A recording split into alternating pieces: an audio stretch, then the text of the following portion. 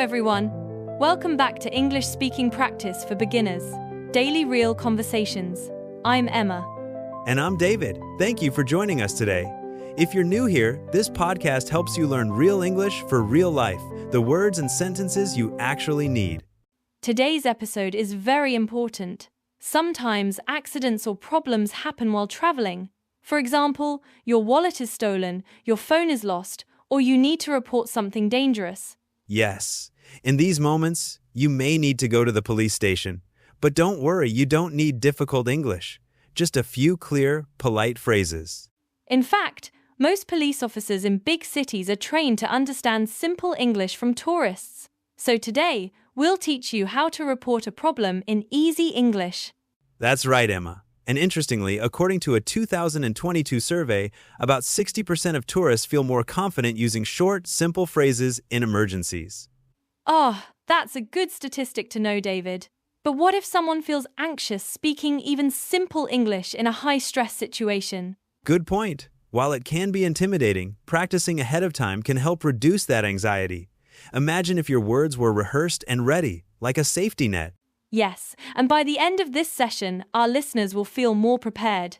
Let's dive into the key phrases you need to know. Absolutely. Let's make sure everyone feels equipped and ready for anything that comes their way while traveling. Let's start with some important phrases. Repeat after me. I need help. I want to report a problem. My wallet was stolen. I lost my phone. Can you help me, please? These sentences are short but powerful. They explain your problem clearly. It's like having a verbal first aid kit. Another helpful sentence is, it happened here, it happened yesterday, it happened on the street. Yes, telling the time and place helps police understand better. Did you know that specificity can cut response time by 30%? That's interesting and makes sense. But what if you only remember parts of the event or feel unsure about details? Great question. In that case, convey whatever detail you can. Saying, I think it was around noon is still helpful. Exactly. And don't hesitate to ask them to repeat questions if you don't understand something. Absolutely. Communication is a two-way street. Even with limited English, you can ensure clarity by repeating and confirming. So, listeners, remember these phrases and practice them. They are your tools for clear communication. Right, Emma. With these essential sentences, you'll be ready to handle most situations with confidence. Now, what questions might the police ask you? They might say, what happened? When did it happen? Where did it happen? Can you describe the person? Let's practice short answers. My bag was stolen in the park. It happened this morning. It happened near the bus station. The person was tall, wearing a black jacket. These responses are concise and informative. But what if you cannot remember the exact details? If details are fuzzy, it's okay to say, I'm not sure, but I think. Providing even partial information can be valuable. And what if the police use words that are unfamiliar? Don't hesitate to ask them to clarify or repeat. You could say, can you explain that, please? Or, could you say that again slowly? That's really helpful, David. And by asking for clarification, you also show that you're engaged and willing to communicate. Absolutely. Also, remember, police officers are there to help and they appreciate your efforts to communicate. So, listeners, keep these questions and responses in mind. Practice them to feel more at ease in case you ever need them. Yes, Emma.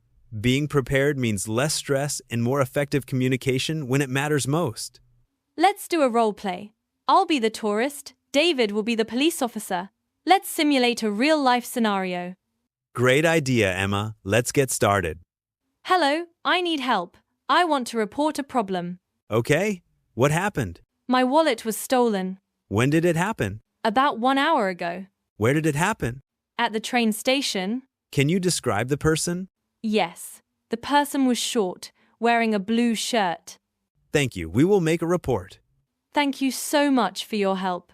You're welcome. Stay safe. Let's review the key points. Say, I need help. I want to report a problem. Use short sentences. My wallet was stolen. I lost my phone. Be ready to answer questions. What happened? When? Where? Keep it simple and clear. These are your essentials for communicating effectively. If you practice this, you can report a problem confidently, even with very basic English. It's like having a pocket guide to emergencies. Exactly. And remember, confidence comes with practice.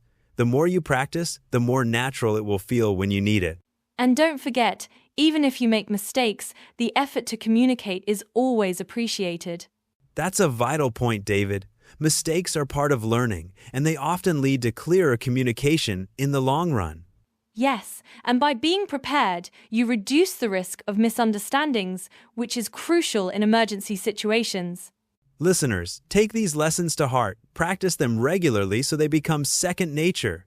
And remember, being prepared gives you peace of mind. It's all about being ready for whatever comes your way. Indeed, David, with preparation, you can navigate any situation with greater ease and confidence. That's all for today. If you found this lesson useful, please give this video a like, subscribe to our channel, and share it with a friend who is learning English. In our next episode, we'll continue our English for Emergencies series with At the Hospital, Easy English for Doctors, Nurses. That's going to be very practical. Don't miss it. We'll discuss phrases for medical emergencies. Yes, and understanding basic medical English can be incredibly comforting when you're in a foreign place. Absolutely, Emma. It's all about empowering our listeners with the language tools they need. And as always, we're here to support your learning journey. Stay tuned for more practical lessons. Thank you for joining us, and remember to keep practicing. The more you practice, the more confident you become. We appreciate your support and look forward to our next conversation. Until then, keep learning and stay curious. All right, that's all for this episode. Thanks for listening, and we'll catch you next time. Bye-bye. Bye, everyone. Take care and happy learning.